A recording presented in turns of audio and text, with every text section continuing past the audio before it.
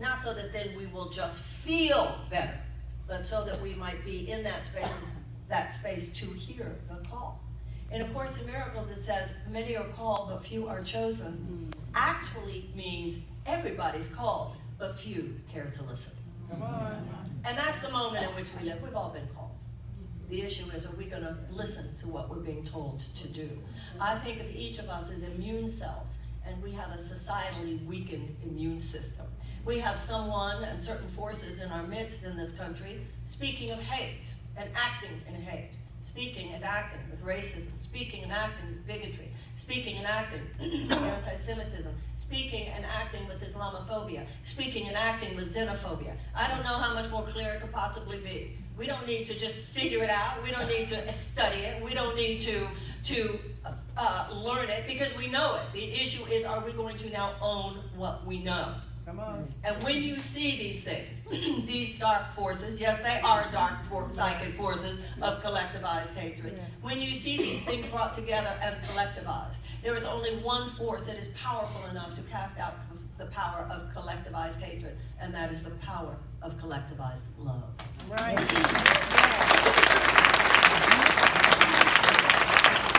And so we in the New Thought movement, we in higher consciousness, we in the health and wellness space, we in the religious space, a religious left, we in the space of psychotherapy, we in the space of AA, and that's millions and millions and millions of Americans must now be willing to step out of the comfort zone which we are in when we allow these principles to purify our own lives and really put on blinders and don't worry ourselves too much with the larger world around us. Those days must end now.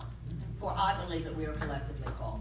And when people say to me, oh, Marianne, your books have done so much for me, or oh, Marianne, the Course in Miracles has done so much for me, or oh, Marianne, Unity has done so much for me, or oh, Marianne, religious science has done so much for me, or oh, Marianne, my God has done so much for me, whatever it is where we get our spiritual sustenance. The issue is now, let us show our gratitude to that which has done so much for us by taking that and using it to heal the world.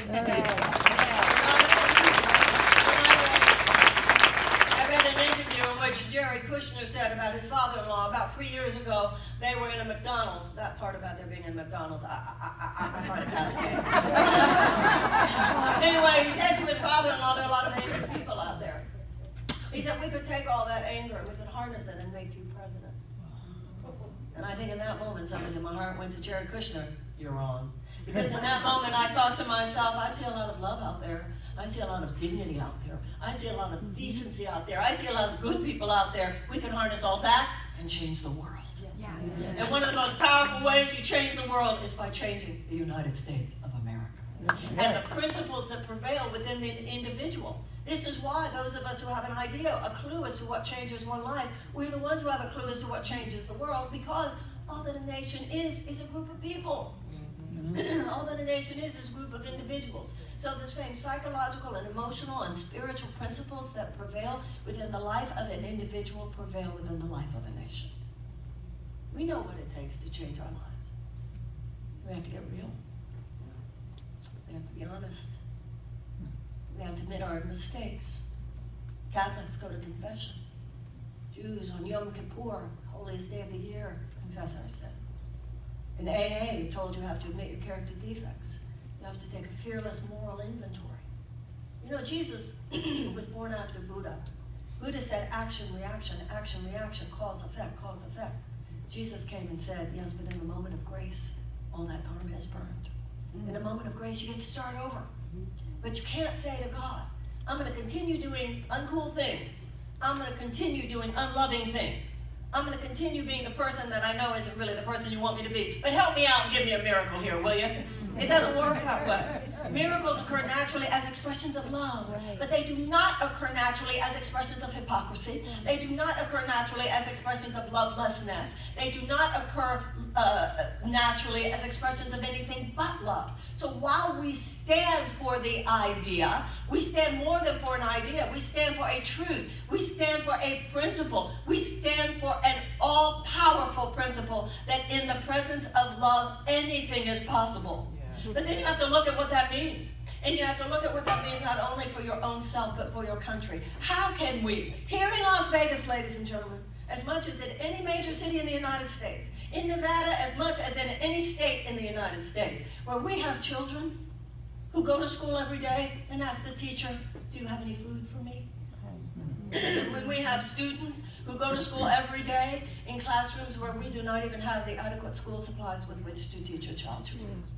Knowing, and this is in the richest country in the world, knowing that when a child cannot learn to read by the age of 8, the chances of high school graduation are drastically diminished, and the chances of incarceration are drastically increased. Knowing that we have millions of American children who go to school hungry every day, we have millions of American children living in chronic despair and trauma. We have millions of American children, just as a principal here in a public school here in Las Vegas told me that she had a child who she considered an elementary school student on suicide watch. And she called the school district of Las Vegas and was told that they could not send her a social worker because her school is not one of the worst.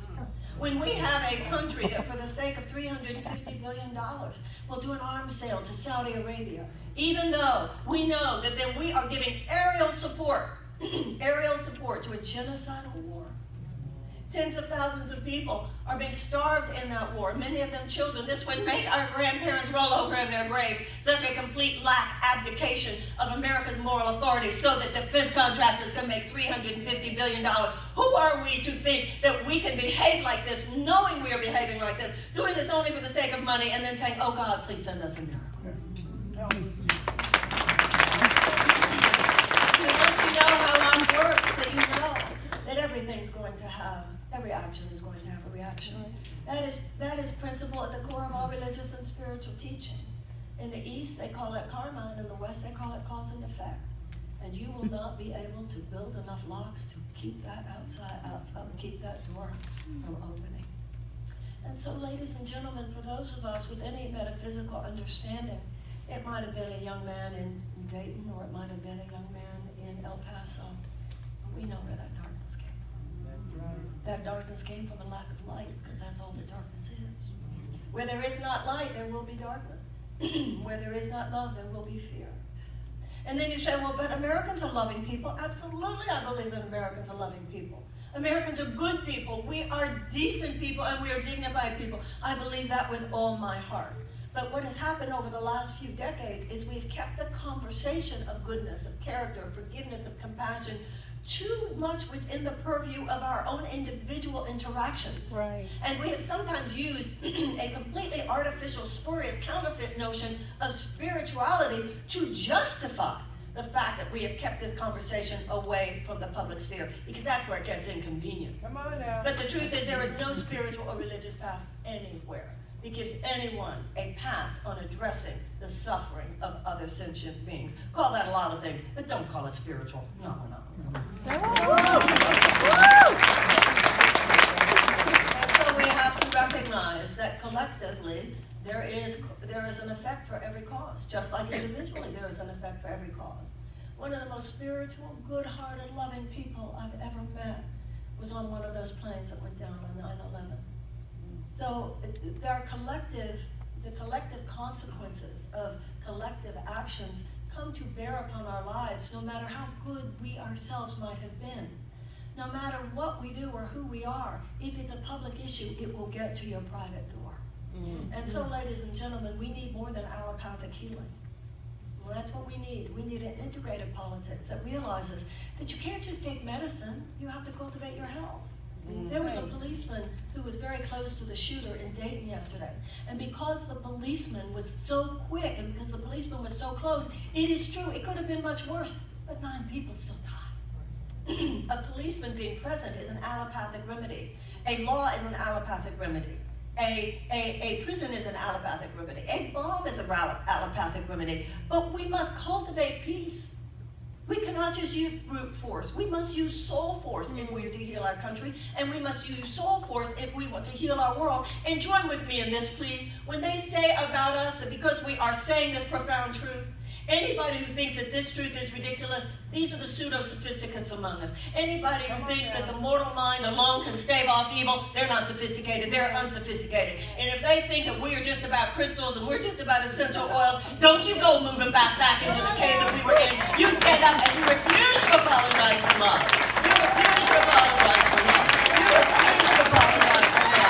And you remember Mahatma Gandhi, and you remember Martin Luther King. being, and you recognize that they came forth and produced on this planet the two most powerful political movements of the 20th century, and both of them were based on love. And you know that when we talk about love, when we talk about the need to create peace by helping people thrive, when we talk about how important it is to treat your children before the age of 8 with everything that sets them up to win, otherwise societal dysfunction is almost inevitable, don't you allow them to make fun of that. You say, let me say it again in case you didn't understand it. And let me tell you something else you might want to say to those people. We're not just here to elevate the conversation. We are here to elevate America. Enough with it. Every woman knows there's a certain point where we say, you know what, we've been minimized enough. We have been dismissed enough. We have been marginalized enough. Now, when it comes to the New Thought community, it was convenient for us that we were marginalized. It was easier for us on the margins because we didn't have to deal with the serious, gritty issues of evil. It was almost convenient. We were sort of over on the side somewhere, and it kind of worked for us because it's great. We don't have to really take part in some of these more difficult issues. And there comes a time in everybody's life when you know that you can't just keep it all to yourself, when it is time to go forth. Many of us are called, a few of us care to listen. And I believe that there's a great uprising going on in this country. Somebody said to me, Ms. Williamson, within an interview, you know, some people just see you with a religious box, within a religious box. How are you going to possibly win an election if, you know, you just proceed just within this religious box? And my response was this: well, if everybody's religious, spiritual, into health and wellness, yoga, meditation, AA, or psychotherapy votes for me, I win. This is America today. This is the 21st century. This is mainstream. It is mainstream. Where do you think all those yoga mats came from? Our crowd. Where do you think all that mindfulness stuff came from? Our crowd. And many of us in our crowd haven't wanted to get political because it's so toxic. Well, the only reason it's toxic is because we haven't been there yet. We are withholding a gift. We are withholding a gift.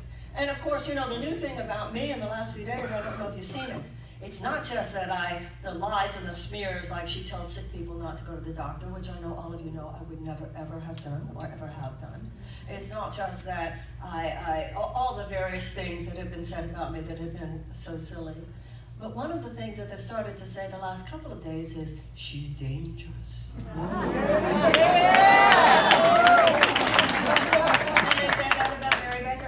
They said that about Madame Blavatsky, and they said that about Frances Farmer. This is an age-old strain of misogyny.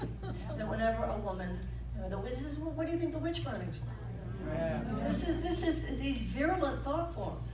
That if a woman particularly does not toe the line, if a woman particularly does not speak from within the context of the status quo, first you ignore her, then you laugh at her, then you attack her, and then I don't know about last.